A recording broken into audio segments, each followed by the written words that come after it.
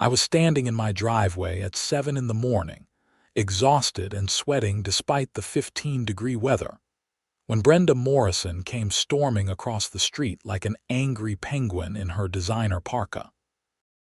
I had just finished shoveling 2 feet of snow from my driveway and had piled it on my front lawn, like any normal person would do.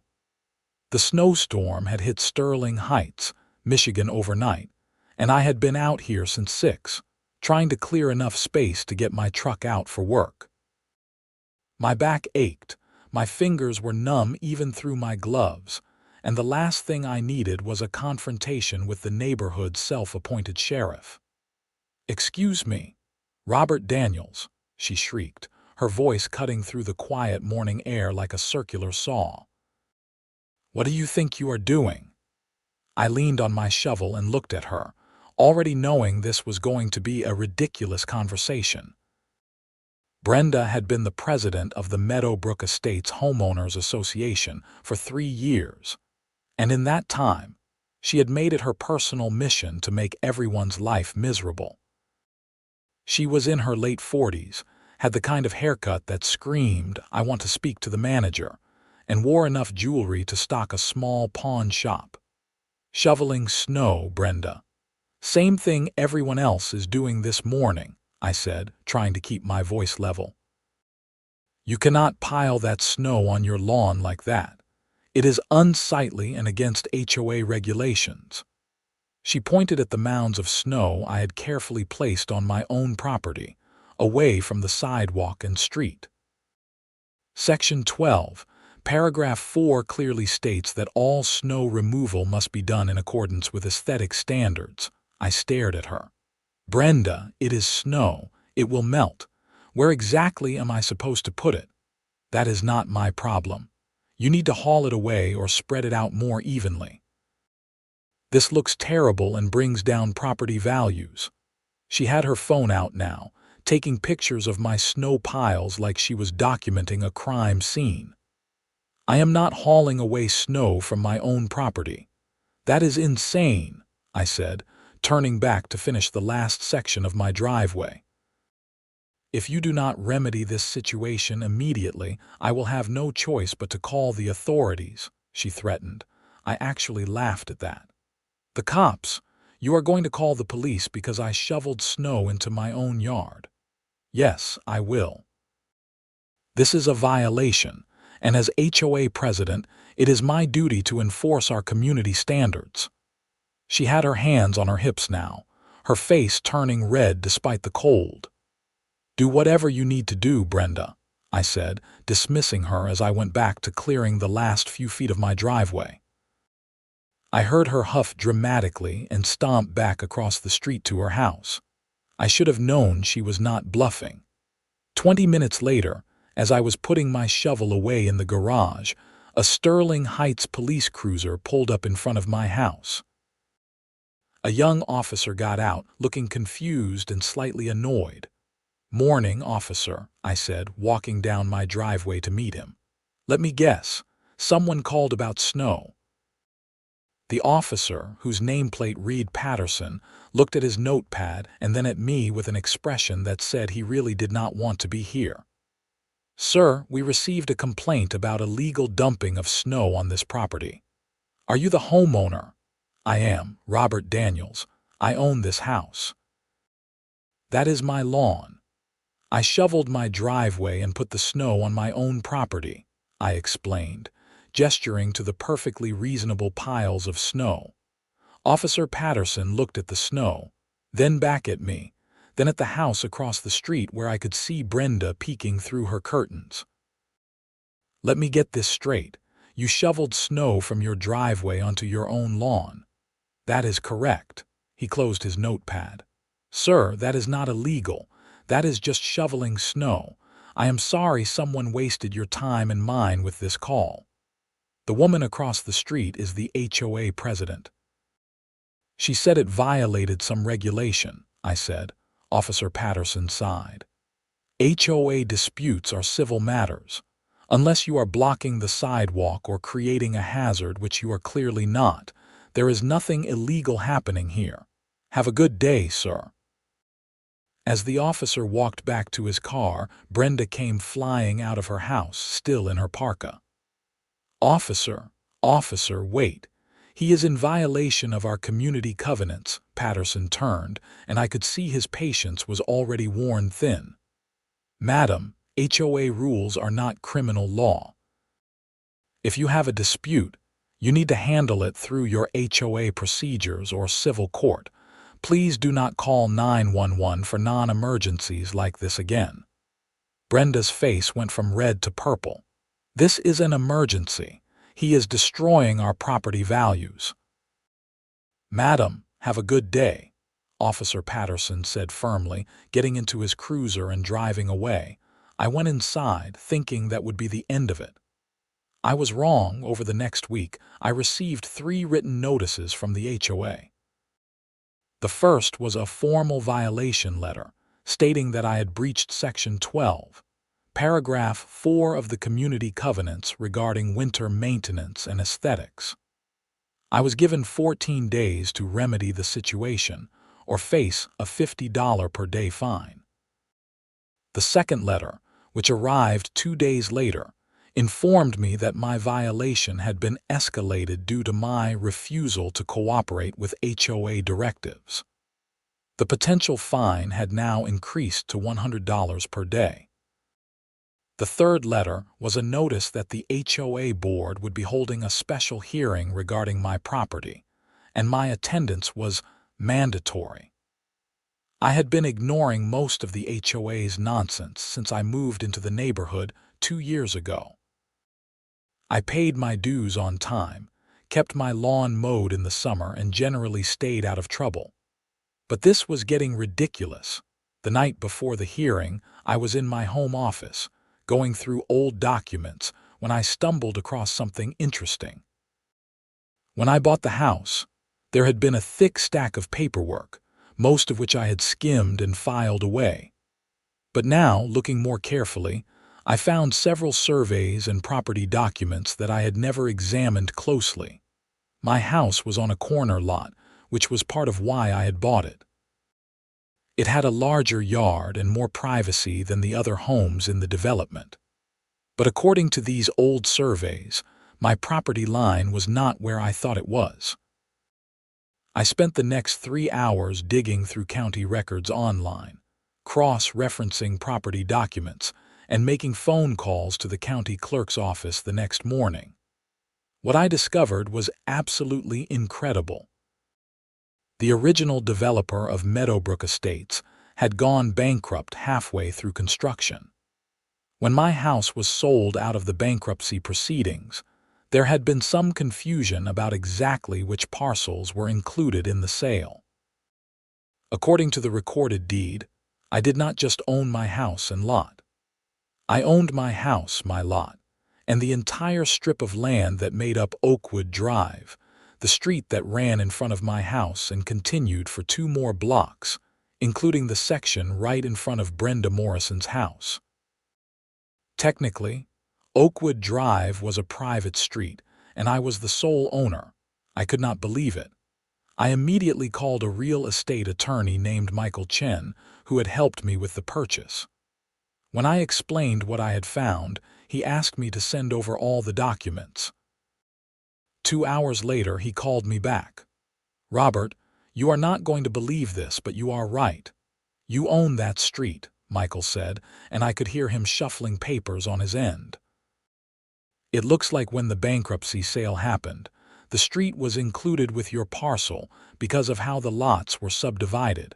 The county records confirm it. You are responsible for the maintenance, but you also have full ownership rights." "So what does that mean exactly?" I asked.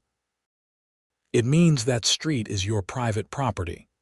You can control access to it, you can put up signs, you could even block it off if you wanted to, though I would not recommend that without proper notice.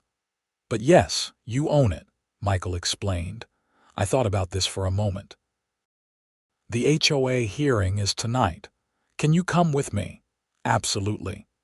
"This is going to be fun," Michael said, and I could hear the grin in his voice. The HOA meeting was held in the community clubhouse. a small building near the neighborhood entrance that was mostly used for garage sales and birthday parties. When I arrived with Michael, there were about 20 people in the audience, most of whom were there because they had nothing better to do on a Thursday night. Brenda sat at a table in the front with two other board members. Gary Fletcher, a retired accountant who always looked like he had just bitten into a lemon, and Susan Rodriguez, a younger woman who mostly just nodded at whatever Brenda said. "Mr. Daniels, thank you for joining us," Brenda said in a tone that suggested I had committed a war crime. "Please take a seat." Michael and I sat in the front row. Brenda eyed Michael suspiciously. "And you are Michael Chen, Mr. Daniels' attorney," Michael said pleasantly. That caused a stir. Brenda exchanged glances with Gary and Susan.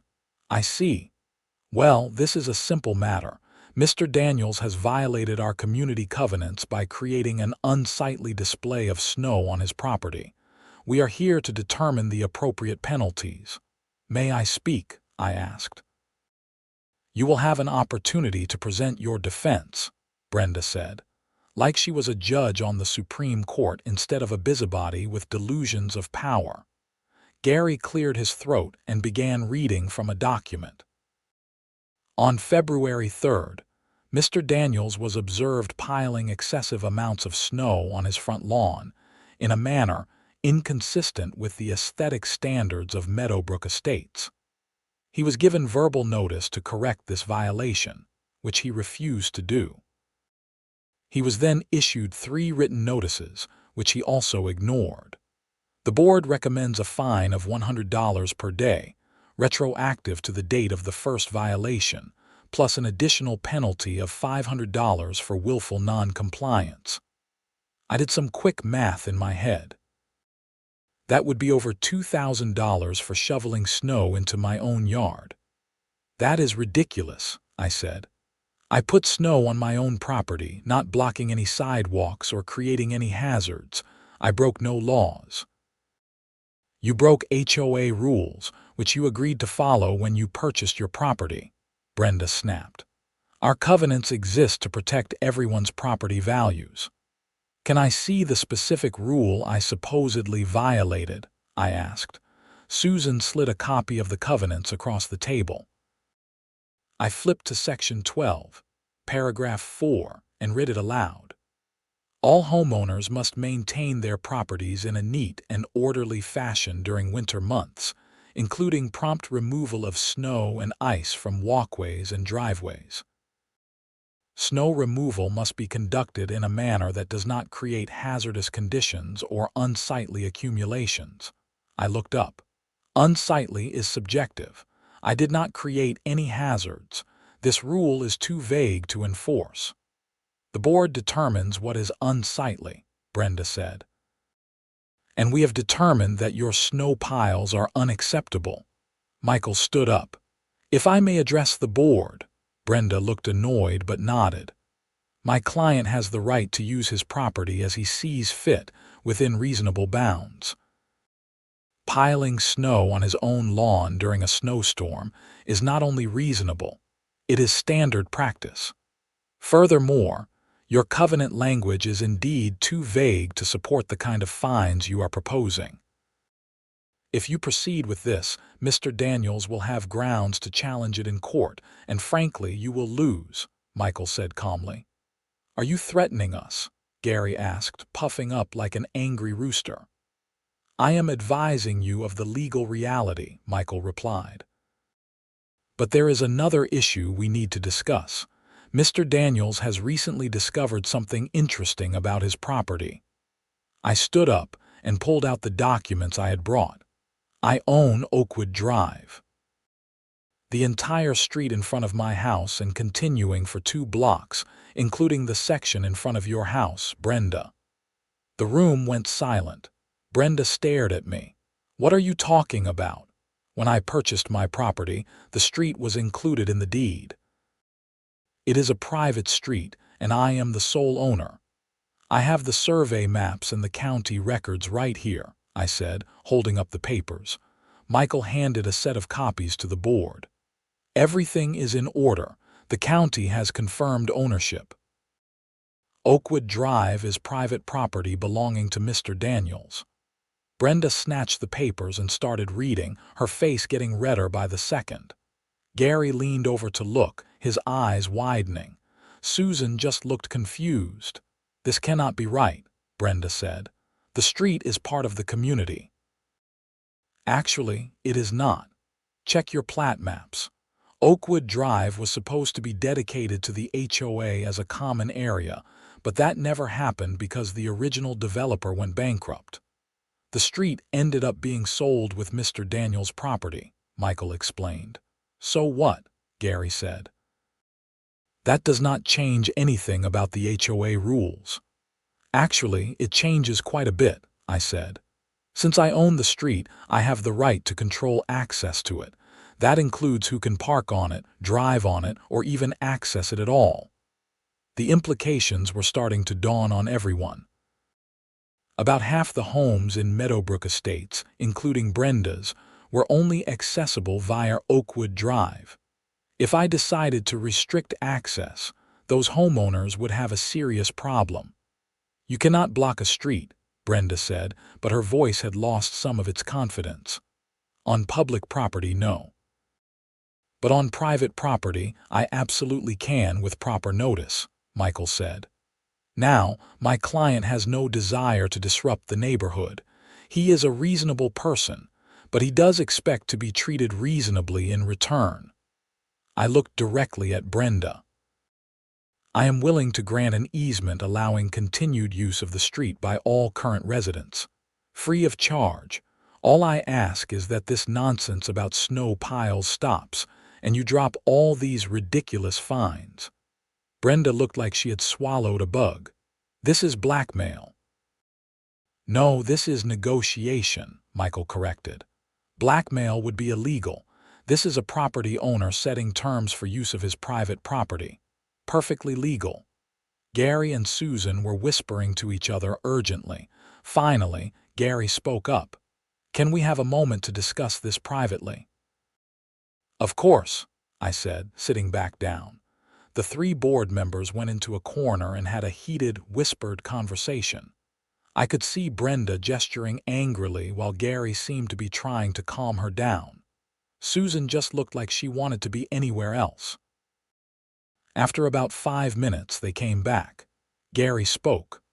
"The board has decided to table the issue of the snow violation pending further review."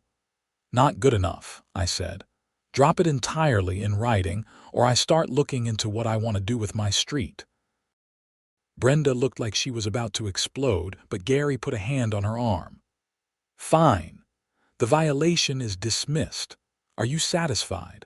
I want it in writing, signed by all 3 board members, and I want an apology for having the police called to my home for shoveling snow, I said. "We are not apologizing," Brenda said through gritted teeth. I shrugged and stood up. "Then I guess I need to start planning what to do with Oakwood Drive. Michael, can you look into what permits I need to install a gate?" "Wait," Susan said, speaking up for the first time. "Please, can we just resolve this? This is getting out of hand." She looked at Brenda. "Just apologize. This is not worth creating a huge problem for half the neighborhood." Brenda's jaw was clenched so tight I thought her teeth might shatter, but after a long moment she said, "Fine. I apologize for calling the police. It may have been an overreaction." "May have been?" I asked. "It was an overreaction. I apologize," Brenda said, each word seeming to cause her physical pain. "Thank you," I said. "I will have my attorney draft an easement agreement for the street. As long as everyone treats me with the same respect they expect, there will not be any problems." Michael and I left the meeting. As we walked to our cars, he clapped me on the shoulder. "That was beautiful. I have been practicing law for 15 years, and I have never seen anyone turn the tables on an HOA quite like that." "I just want to be left alone," I said. "Think this will be the end of it?" Michael hesitated.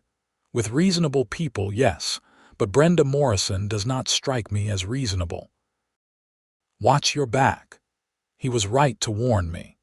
2 weeks later, I received a letter from a law firm representing the HOA. They were challenging my ownership of the street, claiming that the deed was invalid due to an error in the bankruptcy proceedings. They demanded that I quitclaim the street to the HOA or face a lawsuit. I forwarded the letter to Michael, who called me that evening. This is garbage. They do not have a case. Your deed is valid and the county has confirmed it. They are just trying to scare you. So what do? I asked.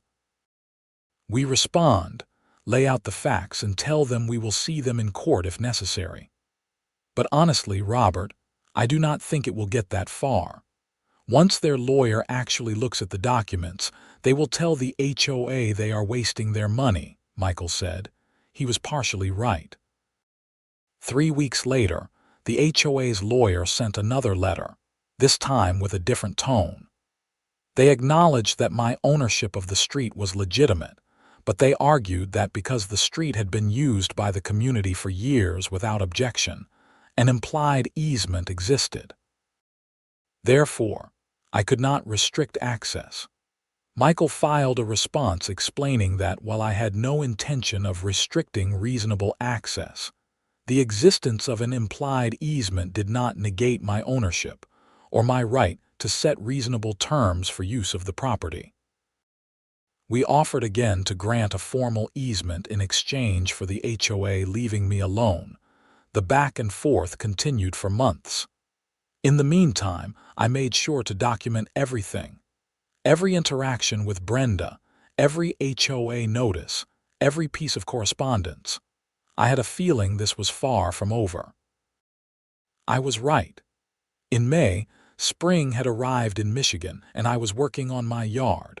I had planted some new shrubs along my front property line and was spreading mulch when Brenda appeared again. "Those shrubs are not on the approved plant list," she announced without even saying hello. I looked up at her. "What approved plant list?" Section 8, Paragraph 2. "All landscaping must be from the approved list of plants that maintain the aesthetic consistency of the neighborhood," she said, waving a copy of the covenants at me. I stood up, brushing dirt off my hands. "Brenda, do we really have to do this again? Rules are rules," she said primly. "I am just doing my job." "Your job is to make everyone miserable," I asked. "My job is to protect our property values, something you clearly do not care about," she shot back. I took a deep breath. "Okay, fine. Show me this approved plant list." She flipped through her copy of the covenants and then paused. "It is in the appendix."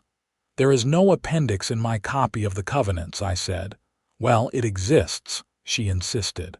"Then show it to me." "Provide me with an official copy of this approved plant list, and I will consider whether my shrubs comply," I said. She huffed. "I will have it sent to you." "Great. Until then, I am going to assume my shrubs are fine," I said, turning back to my mulch.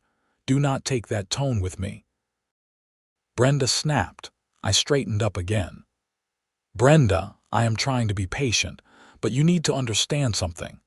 Every time you harass me about something petty, you are creating a record. If this ends up in court, all of this is going to make you and the HOA look ridiculous." "Are you threatening me?" she demanded. "No, I am stating a fact. Now, if you will excuse me, I have work to do," I said. She stormed off, and I went back to my landscaping. True to her word, 3 days later, I received a letter with a supposed approved plant list. It was clearly something she had thrown together, as it was dated from the previous week and had never been officially voted on by the HOA board or distributed to homeowners. I sent a response pointing this out and stating that I would not comply with rules that had been invented after the fact. Michael backed me up with a letter of his own, pointing out that the HOA could not create new rules retroactively. Summer came, and things quieted down. I thought maybe Brenda had finally given up, but I should have known better. In August, I decided to install a small shed in my backyard to store my lawn equipment and tools. I checked the covenants carefully. There was a section about outbuildings that required them to be a certain distance from property lines and to match the architectural style of the main house. I made sure my shed complied with all of those requirements. I hired a contractor, got the necessary permits from the city, and had the shed installed.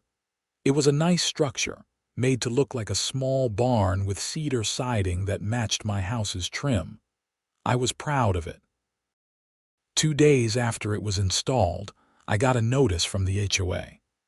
According to Brenda, I had installed the shed without HOA approval, which was required for all outbuildings. The notice demanded that I remove the shed within 30 days or face a $1,000 fine, plus $50 per day until it was removed. I called Michael immediately. Can they do this? The covenants do not say anything about needing HOA approval for a shed. Michael had me send him the notice and the relevant section of the covenants. He called me back an hour later. They are stretching. The covenants say that outbuildings must meet certain requirements, which yours does. There is nothing about pre-approval. They are making it up. So what do I do? I asked. We respond in writing, document that your shed is compliant, and tell them to back off. If they push it, we go to court and we will win, Michael said. We sent the response. Brenda replied with another letter, this time citing a different section of the covenants about architectural consistency, and claiming the shed required approval from the HOA's Architectural Review Committee. There is no Architectural Review Committee, I told Michael. It is not mentioned anywhere in the covenants or the bylaws. Then they cannot require approval from a committee that does not exist, Michael said. This is harassment at this point. I decided to take a different approach. I did some digging into the HOA's finances, which as a homeowner, I had a right to request. What I found was interesting. The HOA collected about $30,000 per year in dues from the 80 homes in the neighborhood. According to the budget, most of that went to lawn maintenance for the common areas, insurance, and administrative costs. But when I looked at the actual expenses, things did not add up. There were multiple charges to something called Morrison Property Management, which billed the HOA for various services. A little more research revealed that Morrison Property Management was owned by Brenda's husband, Donald Morrison. The HOA was paying Morrison Property Management about $15,000 per year for services that were vaguely described as community management and administrative support. But from what I could tell, Brenda was doing all the actual HOA work herself. The management company seemed to be a way to funnel HOA funds to the Morrison family. I brought this information to Michael. Is this legal? He reviewed the documents I had gathered. It depends. If it was properly disclosed and approved by the HOA board and membership, it could be legitimate. But if Brenda has been hiding this conflict of interest, it is a serious problem. HOA board members have a fiduciary duty to act in the best interest of the association, not to enrich themselves. What should I do? I asked. We should bring this up at the next HOA meeting. Request a full audit of the finances. If there has been self-dealing or embezzlement, that is a crime, Michael said. The next HOA meeting was not scheduled until October, which was 2 months away. But I was not going to wait. I used a provision in the HOA bylaws that allowed any homeowner to call a special meeting with a petition signed by at least 10% of homeowners. I needed 8 signatures. I spent a weekend going door to door, talking to my neighbors. Most people did not pay much attention to the HOA and just grumbled about the dues. But when I explained what I had found, several people were very interested. By Sunday evening, I had 12 signatures. I submitted the petition to the HOA board, calling for a special meeting to discuss the financial management of the association and to vote on conducting an independent audit. According to the bylaws, the meeting had to be held within 30 days. Brenda tried to fight it. She sent a letter claiming the petition was invalid because I had not followed proper procedures. But Michael reviewed the bylaws and confirmed I had done everything correctly. She had no choice but to schedule the meeting. The special meeting was held on a Tuesday evening in mid-September. The clubhouse was packed. Word had gotten around about the financial issues, and people were curious. Some were angry. A few were there just for the drama. Brenda looked furious as she called the meeting to order. This meeting has been called at the request of Robert Daniels. I want to remind everyone that making false accusations against the board is a serious matter. I stood up. I am not making false accusations. I am asking questions about how our money is being spent, which is my right as a homeowner. I had prepared a presentation. Using a projector and a laptop, I showed the financial statements I had obtained, highlighting the payments to Morrison Property Management. Over the past 3 years, the HOA has paid almost $45,000 to this company. The invoices are vague and do not detail what services were actually provided. And most importantly, this company is owned by Donald Morrison, who is married to our HOA president. The room erupted in murmurs. People were looking at Brenda, who had gone pale. "This is ridiculous," she said. "Morrison Property Management provides valuable services to the community." "What services?" Someone called out from the audience. "Administrative support, vendor coordination, financial management," Brenda said, but her voice lacked conviction. "I have volunteered to help with HOA administrative tasks before, and you told me it was all handled," another homeowner said. This was Patricia Hughes, a retired teacher who lived 3 houses down from me. "If we are paying a company to do this, why was I turned down?" Brenda stammered. "We needed professional management." "Professional management for what? Harassing people about snow?" Another voice called out. This got a laugh from several people. I continued my presentation. "I am not saying anything illegal has happened, but I think we deserve transparency. I am proposing that we vote to hire an independent auditor to review the HOA's finances for the past 3 years and to determine whether these payments to Morrison Property Management were appropriate." "This is a witch hunt," Brenda said, standing up. "I've given countless hours to this community, and this is the thanks I get." Gary, the other board member, spoke up. "Brenda, maybe we should just agree to the audit. If everything is legitimate, it will clear your name." "I do not need my name cleared because I have done nothing wrong," Brenda said. Susan, the third board member, looked uncomfortable. "I did not know about the connection between Morrison Property Management and your husband, Brenda. That should have been disclosed." "It is in the public record," Brenda said. "Anyone could have looked it up." "That is not the same as actively disclosing a conflict of interest," Michael said, standing up. "Board members have a legal duty to disclose any business relationships that might affect their decisions. Failing to do so is a breach of fiduciary duty." The meeting went on for another hour, with heated arguments and accusations flying back and forth. Eventually, a vote was called. Out of the 65 homeowners present or represented by proxy, 58 voted in favor of hiring an independent auditor. Only 7 voted against. Brenda was outvoted. She looked like she might cry or scream or both. The meeting adjourned and people filed out, talking excitedly among themselves. Several people came up to thank me for bringing this to light. The next few weeks were tense. The HOA hired a forensic accountant who specialized in auditing nonprofit organizations and HOAs.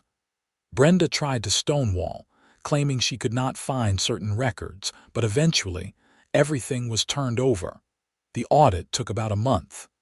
In late October, the auditor delivered her report. I attended the meeting where the findings were presented, along with about 40 other homeowners who were eager to hear the results.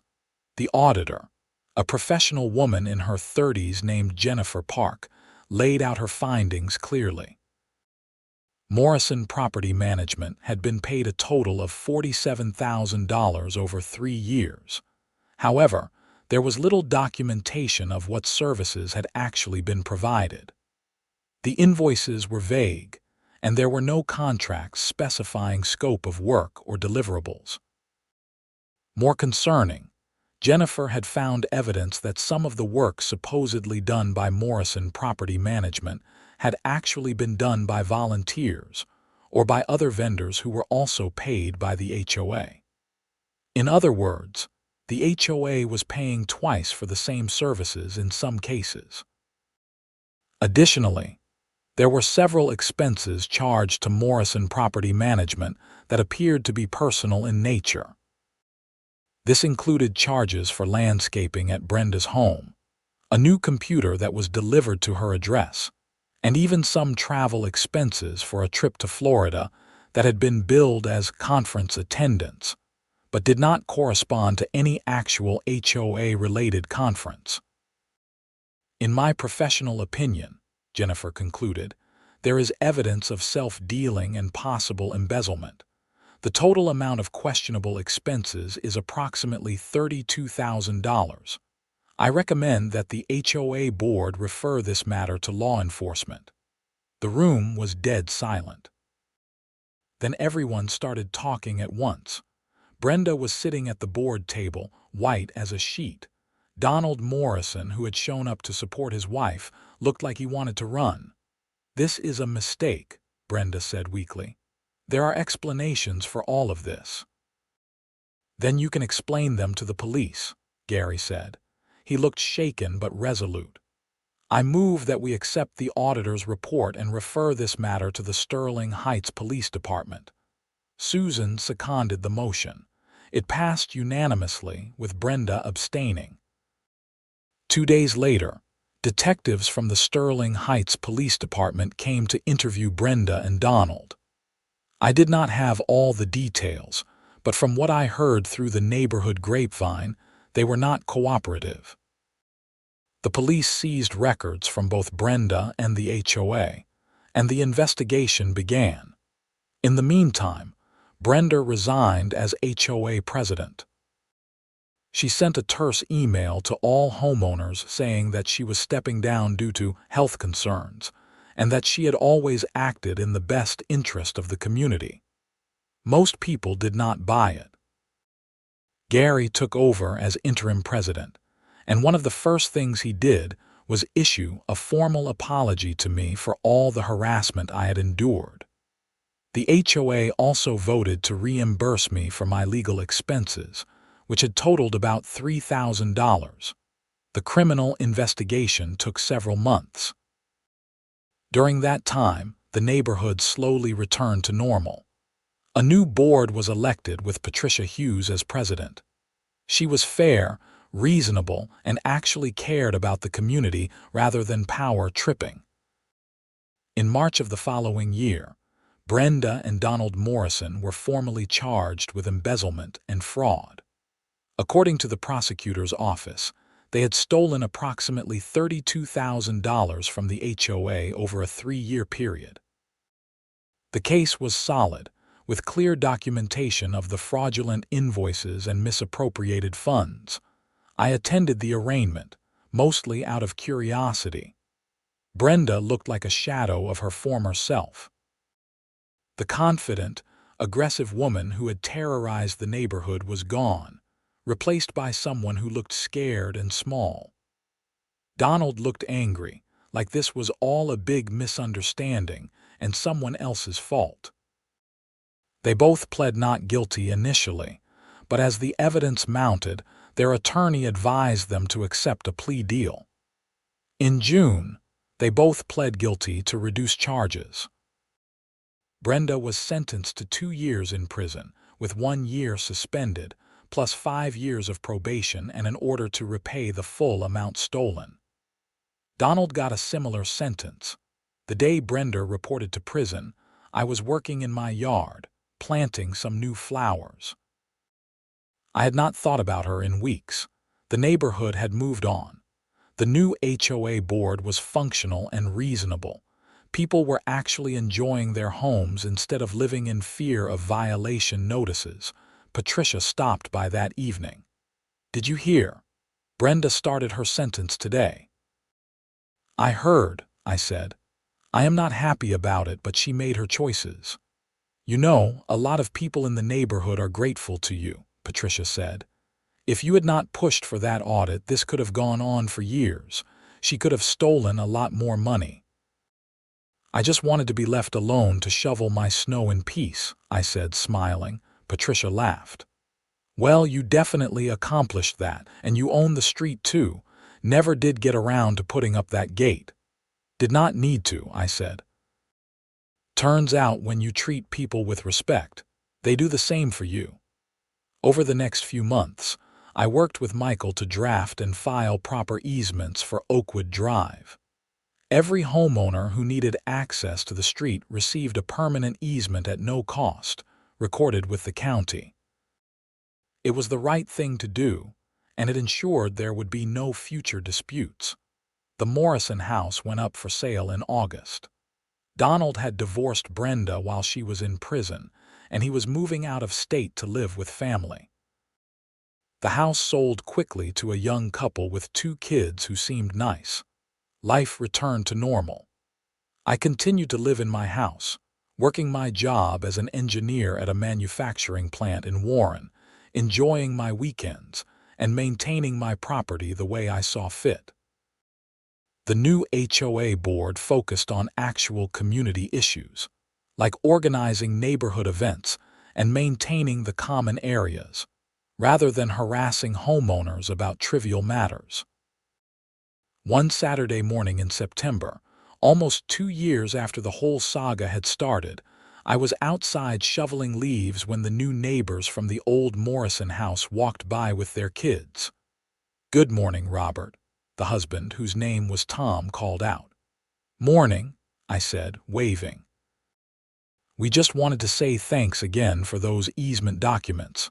Our attorney said everything looked great," Tom said. "No problem. Just wanted to make sure everything was properly documented," I said. His wife, Melissa, spoke up. "We heard about what happened with the previous owner." "The whole HOA thing, that must have been awful," I shrugged. "It got a little crazy there for a while, but it worked out." "Well, we are glad you stood up to her. This seems like a great neighborhood now," Melissa said. "It is," I agreed. "Welcome to the street." "My street, technically, but you are welcome on it any time." They laughed and continued their walk. I went back to my leaves, thinking about how strange life could be. I had bought a house in what I thought was a normal suburban neighborhood, only to end up in a war with an HOA tyrant, discover I owned the street, and ultimately help uncover a criminal conspiracy. But through it all, I had learned some important lessons. The first was that you should always read your property documents carefully. You never know what you might own. The second was that standing up to bullies, even when it is easier to just comply, is sometimes necessary. And the third was that most people are reasonable if you give them the chance to be. The HOA, under Patricia's leadership, became what it was supposed to be: a volunteer organization focused on maintaining common areas and organizing community events. There were no more petty violation notices, no more harassment, no more made-up rules. Just a functional system that served the homeowners rather than ruling over them. As for Brenda, I heard she was released from prison after serving her full year behind bars. She moved to another state and, from what I understand, stayed out of trouble. I never saw or heard from her again, which was fine with me. The snow came again that winter, even heavier than the previous year. I spent a long morning shoveling my driveway, and I piled the snow right on my front lawn just like I had done before. Nobody said a word. Nobody took pictures. Nobody called the cops. It was just a guy shoveling snow on his own property, exactly as it should be. That evening, after I had finished clearing my driveway and taken a hot shower to warm up, I sat in my living room with a cup of coffee, looking out at the quiet street. My street, legally speaking, though I had never thought of it that way.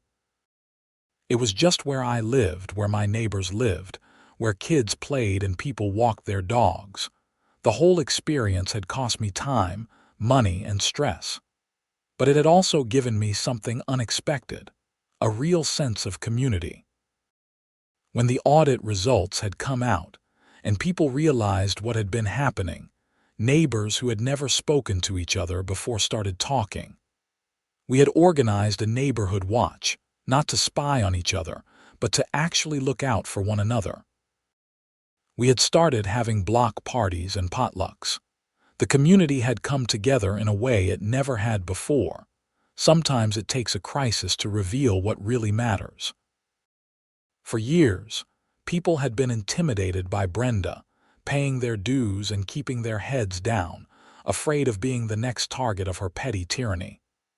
But once someone stood up to her, others found the courage to do the same. And when the truth came out about her corruption, people realized that their fear had been protecting someone who was stealing from them. I thought about that first morning, standing in my driveway with a shovel, exhausted and cold, when Brenda had come storming across the street to yell at me about snow. If I had just given in, hauled the snow away, and done what she demanded, none of this would have happened. But I also would have set a precedent that she could push me around whenever she wanted. And the embezzlement would have continued, probably for years, standing up for yourself, even over something as stupid as where you put snow matters. It sets boundaries. It tells bullies that you are not an easy target. And sometimes, if you are lucky, it leads to uncovering bigger problems that need to be addressed. My phone buzzed with a text from Michael. "Hey, saw the news about the Morrison case being fully closed. Restitution paid." "Congrats on seeing it through," I texted back. "Thanks for all your help. Could not have done it without you. Anytime. Try to stay out of trouble, though. I have other clients I need to bill," he replied with a laughing emoji. I smiled and set my phone down. The snow was still falling outside, covering the street in a fresh white blanket. Tomorrow morning I would have to shovel again. And I would pile the snow right on my lawn, just like any reasonable person would do, without fear of harassment or police visits or ridiculous fines. That was freedom, in a small but important way. The freedom to live in your own home on your own property without someone constantly looking over your shoulder, waiting to find fault. It was what everyone deserved, and it was worth fighting for. As I sat there watching the snow fall, I felt grateful for how things had turned out. Not just for me, but for the whole neighborhood. We had gone through something difficult, but we had come out stronger on the other side. The HOA was now functioning the way it should. The corruption had been exposed and punished, and people felt like they actually owned their homes, rather than just renting them from an organization that could punish them on a whim. It was a good feeling, sitting there in my warm house, knowing that my neighborhood was a better place than it had been 2 years ago. And knowing that I had played a part in making it that way, even though I had never intended to be some kind of neighborhood hero. I had just wanted to shovel snow in peace. Sometimes that is all it takes. One person saying no. One person refusing to be bullied. One person asking questions that everyone else was afraid to ask. Change does not always require grand gestures or dramatic confrontations. Sometimes it just requires someone to stand their ground over something small, like where to put snow, and refuse to back down when pressured. The next morning, I woke up to find about 6 inches of fresh snow. I bundled up, grabbed my shovel, and headed outside. The sun was just coming up, painting the sky in shades of pink and orange. The street was quiet, peaceful, beautiful in the way only a fresh snowfall can be. I started shoveling, working methodically, clearing a path from my garage to the street. And yes, I piled the snow on my front lawn, creating nice, neat mounds that would melt when the weather warmed up. It felt good, doing this simple task without worry, without looking over my shoulder, without wondering if someone was going to call the cops on me for being a normal homeowner. About halfway through, Tom from across the street came out with his own shovel. "Need any help?" he called over. "I am good, but thanks," I called back. "Hey, I have been meaning to ask you," Tom said, walking over. "That whole thing about you owning the street, that is really true?" "It is," I confirmed. "The easement documents you signed were for access to my private property. The street never got transferred to the HOA or the city like it was supposed to." Tom shook his head in amazement. "That is incredible." "You must have felt pretty good pulling that out at the HOA meeting." "It was satisfying," I admitted. "But honestly, I just wanted them to leave me alone. The street ownership was just leverage to make that happen." "Well, you did the whole neighborhood a favor." "Patricia is doing a great job as president. No drama, just taking care of business," Tom said. "That is how it should be," I agreed. We talked for a few more minutes before Tom headed back to shovel his own driveway. I finished mine, put my shovel away, and went inside to warm up.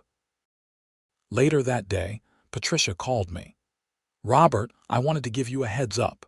We are finalizing the HOA budget for next year at the board meeting on Tuesday. We are lowering the dues by 20% since we are not paying a fake management company anymore." "That is great," I said. "People will appreciate that. They already do. And listen, I know you have never wanted to be involved in the HOA board, but if you ever change your mind, we would love to have you," Patricia said. "I appreciate that, but I am happy just being a regular homeowner," I said. "You are doing a great job. The neighborhood is in good hands." "Thanks, Robert. That means a lot," Patricia said. After we hung up, I reflected on her offer. A year ago, I might have considered joining the board just to make sure nothing like the Brenda situation ever happened again. But now, with good people in charge and proper oversight in place, it was not necessary. The system was working the way it should. That was another lesson I had learned. Not every problem requires your ongoing involvement to solve. Sometimes you just need to fix what is broken, put good people in charge, and then step back and let them do their jobs. Micromanaging and constant vigilance are exhausting and usually unnecessary if you have the right structures in place. The rest of the winter passed without incident. My snow piles sat on my lawn, melting gradually as the weather warmed. Nobody complained. Nobody took pictures. Nobody called the cops. It was boring and normal, and it was perfect. Spring came, and I planted a garden in my backyard, growing tomatoes, peppers, and herbs. I made sure to check the approved plant list first, then remembered there was no actually approved plant list, just Brenda's made-up document. I planted whatever I wanted. The neighborhood continued to thrive under the new HOA leadership.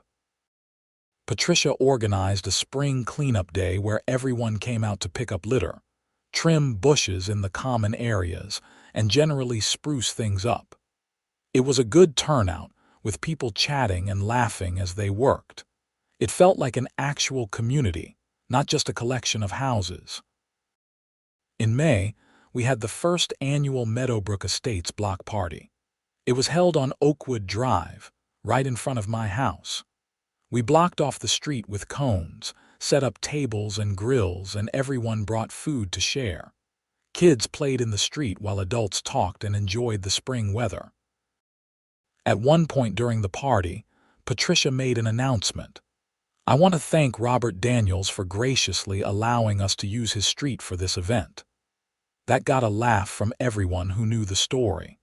But seriously, Robert, thank you for everything you have done for this neighborhood. We are better because of you. People clapped and a few whistled. I felt embarrassed but also touched.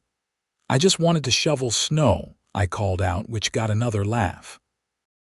But as I looked around at my neighbors, at the kids playing, at people genuinely enjoying themselves and each other's company, I felt proud of what we had built together. Not just me, but everyone who had supported the audit, who had voted for change, who had decided that they deserved better than a corrupt, power-hungry HOA board. We had taken something broken and fixed it. We had stood up to corruption and won. We had transformed a neighborhood ruled by fear into a community built on mutual respect. And we had done it by following the rules, using the proper legal processes, and refusing to back down when pressured. That evening, as the party wound down and people started packing up their tables and grills, Tom came over to me. "That was fun. We should do this more often." "Absolutely," I agreed. "Maybe we can make it a monthly thing in the summer." "I will talk to Patricia about it," Tom said. "Hey, can I ask you something? Do you ever regret how everything went down? With Brenda and the whole investigation," I thought about that. "No, I do not. She made her choices. She could have just left me alone about the snow. She could have disclosed the conflict of interest with her husband's company. She could have been honest about the HOA finances.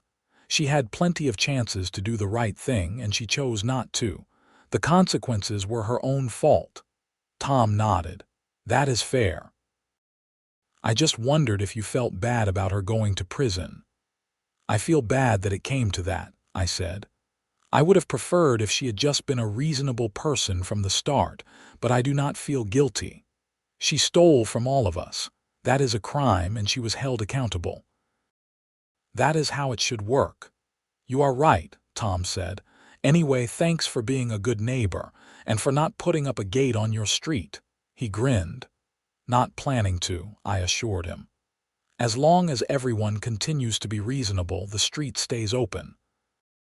As the sun set and the last of my neighbors headed home, I stood in my driveway, looking at my house, my lawn, and my street.